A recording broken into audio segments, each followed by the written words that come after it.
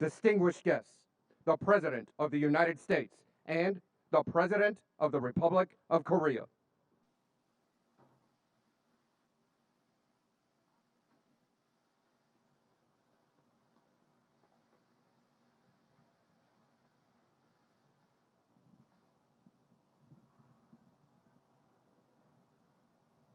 Please be seated.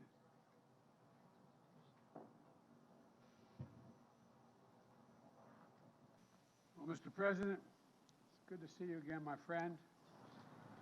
We've met several times over the last year, and each time we have deepened our nation's partnership and for the benefit, I think, of both our peoples.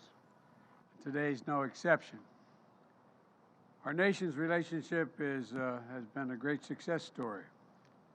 The alliance formed in war and has flourished in peace.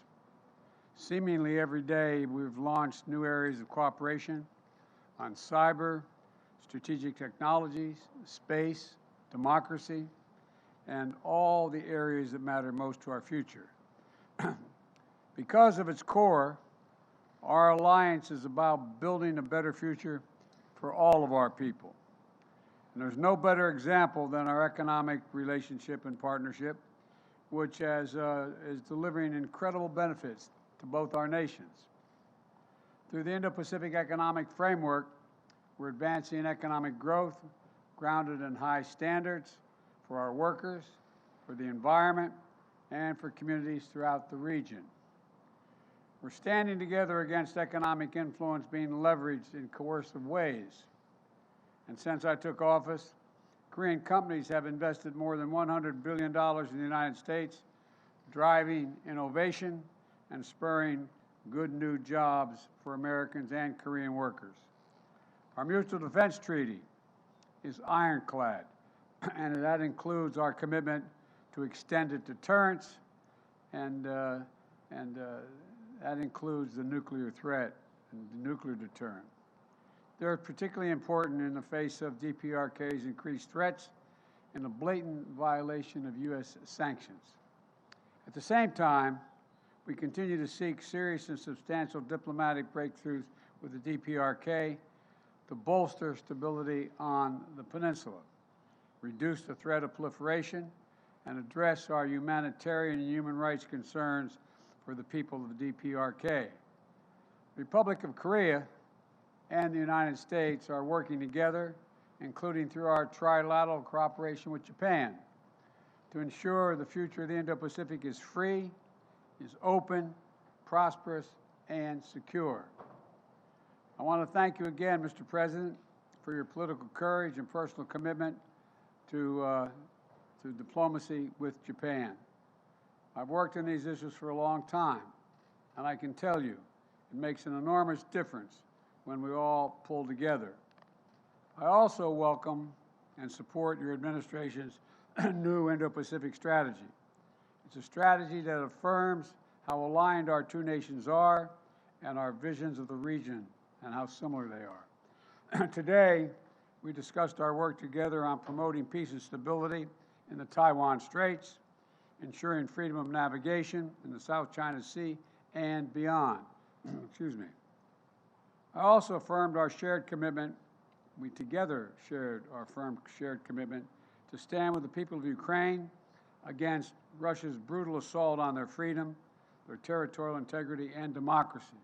The Republic of Korea's strong support for Ukraine is important because Russia's flagrant violation of international law matters to nations everywhere in the world, not just in Europe.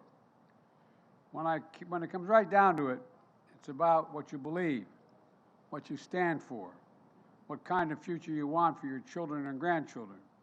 And right now, I believe the world's at an inflection point.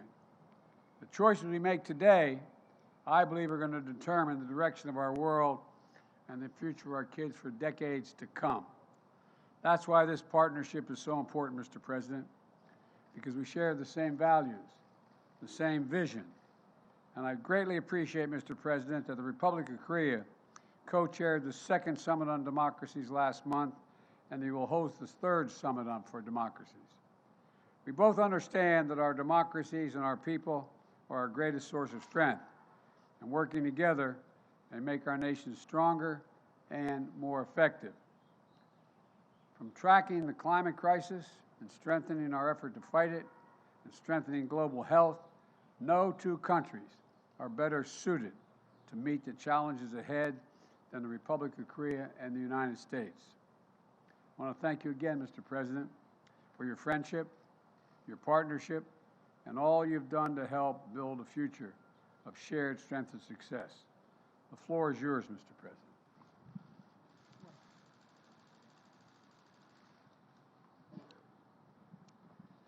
바이든 대통령님의 특별하고 따뜻한 환대에 감사드립니다. 한미 동맹이 70주년을 맞이한 뜻깊은 해 미국을 국빈 방문하게 되어 기쁩니다.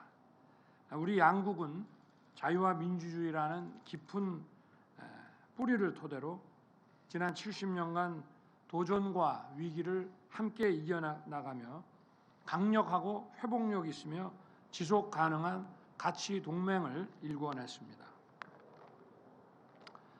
지금 전례 없는 복합 위기가 우리를 위협하고 있습니다. 한미 동맹은 세계 평화와 번영에 기여하는 정의로운 동맹으로서 이러한 위기를 함께 극복해 나가고 있습니다. 우리는 한미 글로벌 포괄적 전략 동맹의 깊이와 외연을 더욱 확장하고 미래로 전진해 나갈 것입니다. 저는 오늘 바이든 대통령님과 이러한 공동의 비전을 구체화해 나가기 위한 방안에 대해 아주 건설적인 대화를 나눴습니다. 이러한 우리 대화의 결과는 오늘 채택된 공동 성명에 잘 담겨 있습니다. 첫 번째 핵심 성과는 확장 억제입니다. 한반도의 지속 가능한 평화는 저절로 이루어지는 것이 아닙니다. 우리 두 정상은 북한의 핵 미사일 위협에 직면하여 상대방의 선의에 기대는 가짜 평화가 아닌 압도적인 힘의 우위를 통한 평화를 달성하기 위해 양국 간 확장 억제를 획기적으로 강화하기로 했습니다. 이러한 의지를 워싱턴 선언에 담았습니다. 바이든 대통령님은 한국에 대한 철통 같은 확장 억제 공약을 재확인했습니다. 한미 양국은 북한의 핵 공격 시 즉각적인 정상 간 협의를 갖기로 했으며 이를 통해 미국의 핵무기를 포함하여 동맹의 모든 전력을 사용한 신속하고 압도적이며 결정적인 대응을 취하기로 약속했습니다. 한미 양국은 새로운 확장 억제 시스템을 구체적으로 작동시키기 위해 핵 협의 그룹을 창설하기로 했습니다. 이제 한미 양국은 북한의 위협에 대응하여 핵과 전략무기 운영 계획에 대한 정보를 공유하고 한국의 첨단 재래식 전력과 미국의 핵전력을 결합한 공동작전을 함께 기획하고 실행하기 위한 방안을 정기적으로 협의할 것이며 그 결과는 양 정상에게 보고될 것입니다. 양국은 또한 핵 위기 상황에 대비하기 위한 도상 시뮬레이션 훈련을 더욱 발전시켜 나아가기로 했습니다. 그리고 미 전략 자산의 한반도 전개도 정기적이고 지속적으로 이루어질 것입니다. 저와 바이든 대통령은 이번 회담에서 이루어진 이러한 역사적이고 구체적인 합의를 바탕으로 양국 간 확장 억제 강화를 위한 협력을 계속해 나갈 것입니다. 다음으로 우리 두 정상은 양국의 국민 경제와 직결된 경제 안보 분야에서 전략적 파트너십을 한층 강화하기로 했습니다. 저와 바이든 대통령은 최근 반도체, 전기차, 배터리를 포함한 첨단 기술 분야에서 양국 기업 간 상호 투자가 확대되고 있는 것을 환영하였습니다.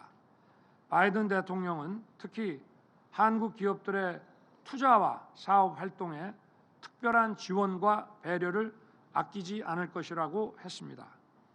우리는 미국의 인플레이션 감축법과 반도체 과학법이 첨단 기술 분야에서 양국 간 공급망 협력을 더욱 강화시켜 나아갈 수 있도록 긴밀한 협의와 조율을 해 나가기로 했습니다.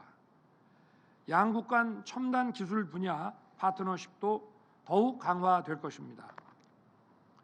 한미 국가안보실의 차세대 신흥 핵심 기술 대화를 신설해서 이러한 협의체를 통해 반도체, 배터리, 바이오, 퀀텀 등 첨단 기술 관련 공동 연구 개발과 전문 인력 교류를 촉진시키기로 했습니다. 또한 떠오르는 첨단 기술 분야인 양자 과학 기술 분야에서 양국 간 협력 강화를 위한 별도의 공동 성명도 채택했습니다. 저와 바이든 대통령은 앞으로 한미 동맹이 사이버, 우주 영역으로 확장될 수 있도록 한미 상호 방위 조약을 사이버, 우주 공간에 적용하기 위한 논의도 개시하기로 했습니다. 이번에 채택된 전략적 사이버 안보 협력 프레임워크를 통해 한미 양국이 사이버 위협에 공동 대응하고 정보 공유, 수집, 분석과 관련된 협력도 심화해 나가기로 했습니다. 우주 분야 역시 양국 간 협력 잠재력이 큰 분야입니다. 저는 이번 방미 계기에 나사 고다드 우주센터를 방문했습니다. 바이든 대통령은 우리의 우주항공청 신설을 환영했으며 우리는 우주항공청과 나사 간 협력을 적극 추진해 나가기로 했습니다. 국방 분야 FTA라 할 수 있는 국방 상호 조달 협정 체결을 위한 협의도 가속화해 나가기로 했습니다. 저와 바이든 대통령은 양국 미래 세대 교류를 적극 뒷받침해 나가기로 했습니다. 이러한 노력의 일환으로 한미 청년 특별 교류 이니셔티브를 출범시켰습니다. 2023년 한미 동맹 70주년을 기념하여 2023명의 이공계 및 인문사회 분야 청년들 간의 교류를 위해 양국이 총 6천만 불을 투자할 계획입니다. 여기에는 200명의 학생들을 지원하는 역대 최대 규모의 풀브라이트 장학 사업도 포함시키기로 했습니다. 마지막으로 저와 바이든 대통령은 인도 태평양 지역의 안정과 평화 구축을 위한 핵심 파트너로서 양국의 인태 전략 이행 과정에서 더욱 긴밀히 협력하고 지역과 글로벌 도전 과제 해결을 위한 공조를 심화해 나가기로 했습니다. 바이든 대통령은 특히 한일 관계 정상화를 위한 우리 정부 조치를 강력히 지지했으며 우리 두 정상은 한미일 3국 협력 강화를 위한 노력을 지속하기로 했습니다. 우리는 러시아의 우크라이나 침공과 같이 무고한 인명피해를 야기하는 무력 사용은 어떠한 경우에도 정당화될 수 없다는 공동 입장을 확인하고 국제사회와 함께 우크라이나를 지원하기 위한 협력을 지속해 나가기로 했습니다. 이 외에도 저와 바이든 대통령은 기후변화 대응, 국제개발 협력, 에너지와 식량 안보 등 주요 글로벌 이슈에 관해 양국이 주도적 역할을 수행하기 위한 방안에 대해 협의했습니다. 오늘 바이든 대통령과 회담을 통해 한미동맹 70년 역사의 새로운 장을 열게 된 것을 기쁘게 생각합니다. 아울러 저와 바이든 대통령은 자유사회를 위한 우리의 신념과 비전이 일치함을 다시 확인했습니다. 오늘 우리가 마련한 미래로 전진하는 행동하는 한미동맹의 청사진을 바이든 대통령님 그리고 양국 국민들과 함께 충실히 이행해 나가기를 희망합니다. 감사합니다.